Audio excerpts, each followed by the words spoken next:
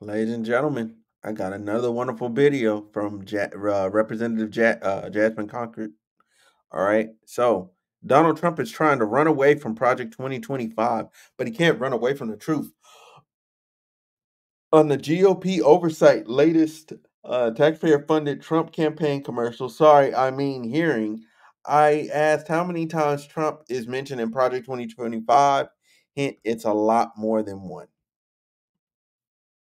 Yeah, and I actually read You Like know, I actually read the document on stream.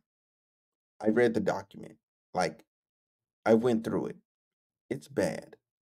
It's bad. You can go through my other content. You can find it. It's bad. Okay, Project 25 is not good. but this hearing is actually the best example of what waste, fraud, and abuse looks like because the only reason we're having this hearing is because somebody got their feelings hurt in a debate. And I don't understand why we're wasting taxpayer dollars. Next time, tell your big boy to show up and be ready to handle the woman in the room who hopefully will become the next president of the United States. Nevertheless, while we do have two amazing authors from Project 2025, which it seems like everybody got the memo. Like, yes, I'm going to double down and say it's my thing, but I'm going to make sure I also say that it ain't our homeboys thing because we know that it doesn't poll very well with the American people because the American people are woke enough to recognize that there is nothing good in it for them. So, with that being said, Ms. Perryman, I'm just curious, and this is yes or no. Is Trump's name ever mentioned? Man, hey, she's killing this. She's killing this, bro. Man, I had a random mosquito fly down, man. I don't even. This is crazy. This is crazy. So that's what I was doing, man. For some reason it glitched and took her off screen for a second, but she's killing it. She's killing it. And watch the setup here. Watch how she sets her up for failure right here. She sets her clear up for failure. Like because and it's not even a setup, like in a bad way, because I don't want to give y'all that ground. Okay, you little MAGA guys, I ain't giving you that ground. But it's a great way to position a conversation in a way to where the person has to address the truth. So, with that being said, Ms. Perryman, I'm just curious, and this is yes or no. Is Trump's name ever mentioned in Project 2025? Yes or no? Just yes or no. I got you. Within the document itself, Yes. there are a number of references to the former Okay. administration. So, is Trump's name mentioned just one time? I believe it's mentioned more. Okay. 5 times. I haven't counted. Oh, okay. Well, if I told you that his name is mentioned approximately 312 times, would you have any reason to dispute that? I don't have any reason. Okay, thank you very much. So it's interesting that we want to try to pretend. We're not going to pretend in here. We're going to work with facts and not fiction. Right. So I also want to talk about inflation really quickly with you, Ms. Perryman, because we've talked about it a lot. I'm Okay. just curious to know, is the inflation that we just struggled through, was that global or was that limited to the United States? Global. Global. See, and that's what a lot of people don't understand. Everybody was going through it simultaneously at the same time. That means that it's not necessarily our administration's fault, like the Biden administration's fault for us having inflation. It's due to a lot of other things, like you have like world factors, like you have the you know what I'm saying? You have like the BRICS deal going on. You have conflicts in Venezuela. You have the Russia Ukraine thing. You got the instability in the Middle East. You know what I'm saying? That stuff. So all those things drive up oil prices. And when oil prices goes up, you know what I'm saying? Typically it causes pain more on the consumer's end because they're having to spend more money. And thus you end up with inflation because you have all these parties collectively, like everybody's spending more money. You have eggs go up, you know what I'm saying, because of shipment, like because transportation costs go up. Anytime transportation costs go up, like you have the cost to move people, or you have the cost to move livestock, or you have the cost to move food and different things to your place. You know what I'm saying? The only person I know that ain't went up on like their fees really is Amazon, and that's because they always got a plane going somewhere. They always got a truck going somewhere. So they're able to reduce their overhead by just having a consistent rotation. But with all that being said, it's good to acknowledge that it was everybody in the world felt that inflation. Everybody did. So that means it was just a normal economic turn for everyone. Struggle through, was that global or was that limited to the United States? Global. Global. Seemingly, it was attached to this thing called the global pandemic. Is that correct? That is my understanding. Oh, okay. So it wasn't just the United States. No. Okay, so it wasn't just a matter of the Biden-Harris administration in the United States is struggling, right? I think the United States actually fared better than the rest of the world. Oh, yeah. In fact, we are, correct? I think so, yeah. All right, but inflation still hurts, and so that's why we have a candidate that... Right. We are big W, like the rest of the world. We are up. We are up. We're just straight up. All right. This administration has handled it very well. And they navigated this space extreme with a lot of extreme care and a lot of like the governance and thought for the American people. And you know what I'm saying? And you just gotta give them kudos for that. As an actual plan instead of concepts of a plan. Or as I like to say, Trump only has offered concepts of constitutionality mixed with coordinations of a coup. But nevertheless, we're going to move on. I want to talk about the internet really quickly because we wanted to talk about the internet. Actually, let me talk about the border real fast, and then we can talk about Texas in this way. I'd ask for unanimous consent to admit this article from The Hill that says Trump says, blame it on me if border bill fails. Without objection, so ordered. Thank you so much. Now I'm going to move on to the internet. And I'm actually going to talk about Texas because I believe that the testimony has been somewhere around... I need y'all to understand that. I need y'all to understand what she just did. Trump is literally on record, on video saying, all right, on video saying, yo, you know what I'm saying? If the border bill don't pass, blame it on me. Mind you, it was the most comprehensive, one of the best plans, bipartisan. You could find Republicans agreeing to it, saying how great the plan is before then. And then Trump was like, oh no, if you take the border thing, I can't run on it anymore because it's actually our border is going to be secure. What? We're not going to have all this crazy stuff going on?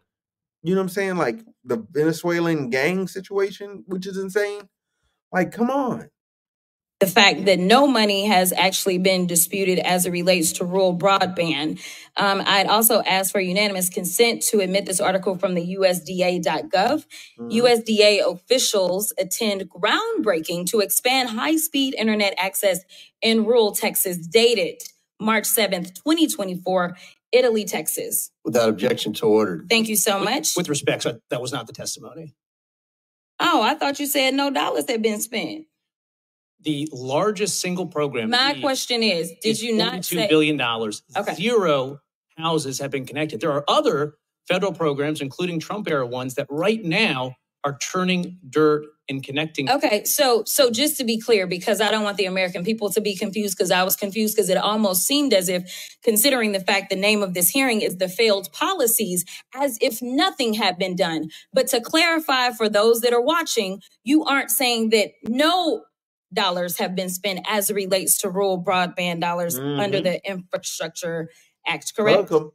To be clear, for the signature effort, $42 Yes or billion, no? Have any dollars been spent? not a $1. single person has been connected. There's That's other not my programs, question, though. My but they question have was, their own have sets any of issues. Senator Ted Cruz from Okay, Texas I'm going to had a move on. report I'm going to move showed on. that I'm reclaiming my time at this point. many of these bills, I'm reclaiming my time, which means, Chairman, I'm going to per ask you to location. stop my time because the witness is not.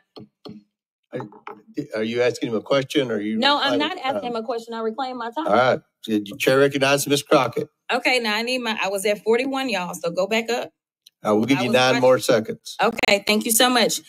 Here's the deal. You've testified a lot about the problem with the broadband rollout being diversity, equity, and inclusion. You said DEI, I don't know how many times, which is one of the issues that Project 2025 takes issue with. But it's interesting to me because I have another article from the Texas Tribune, and it actually specifically states that internet providers say they are simultaneously hopeful and skeptical about whether the incoming federal dollars will be enough to connect the most underserved Texans. Historically, other federal rural broadband funding programs have seen limited success because many companies who committed to providing broadband went into default after radically underestimating their cost. It doesn't say anything about diversity. And the final thing that I will say Do you is know why that those this costs have election, increased? I didn't ask you a question. The final thing that I will say is that this election is the best example of why y'all are so afraid of diversity, equity, and inclusion, because then you can't have a simple-minded, underqualified white man somehow end up ascending. Instead, you've got to pay attention to the qualified Black woman that is on the other side. And with that, I will yield. Gentlelady yields. Chair now recognized. Yeah, cook him up, bro. Bro, listen. I love this lady, bro. And this dude, man, hold on. This dude is an ass. He's a piece of shit. Like he just pack. He's lying to y'all, bro. Like just because the house ain't been connected, don't mean if the line is there and nobody's been connected, that just means ain't nobody put in the work to actually switch to whoever is the provider on that internet line. That doesn't mean people ain't got internet. Like, come on, bro. Come on, bro. It's like building fiber optic lines. Like when I was in Virginia, you know what I'm saying? They had just built a fiber optic line. Do you know, like, my house was one of the first ones connected to it for Verizon Fios because they had to, bro, there wasn't even infrastructure in place to connect me. They had to literally dig and then connect me to the fiber optic line. Bro, that's why I was going crazy on it. Man, I was downloading at a gig download. Bro, I could uninstall and reinstall Call of Duty faster than you could cook dinner. It was crazy. On a wired connection, mind you. On a wired connection. But yeah, I do want to say this, man. Shout out to Jasmine Crockett, bro. She this a bad woman, man. This a bad woman. This a bad one. No, I can't pause. I can't pause her like that. That's yeah, I can't pause her like that. I can't have her down bad. I can't have her down bad. But anyway, you know what I'm saying? Jasmine Crockett, she's a bad woman. You know what I'm saying? Beautiful. I tried to interview her before like she like fully blew up. I tried to. I reached out to her team. They didn't let me. They didn't let me. They didn't even respond, bro. You know what I'm saying? Like I followed and emailed and like hit her up. Like she was what? She was at what? Like I think she was at like 2,000 followers when I sent it. Like I was like cutting edge, like I was there, like I'm like, yo, you're so good. Da, da, da, da. I want to interview you. I want to get you on. Like, let's talk about some stuff. Like, you know what I'm saying? Like, and it was gonna be like, I wasn't trying to set her up for nothing, like nothing crazy. Y'all know my political leanings. You know what I'm saying? Like, I like her. I'm finna like throw balls in your court so you can slam dunk them, and we can put this information out to the public, and people actually hear shit because people don't be listening, bro.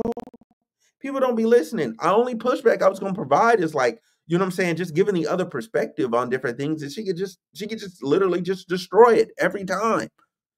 It was gonna be great. But they didn't respond, so it is what it is. You know what I'm saying? Maybe when I get bigger, you know what I'm saying, and it's like election time, maybe people will want to come on my platform. It's okay. It's okay. I'll get there. I'll get there. And we'll see.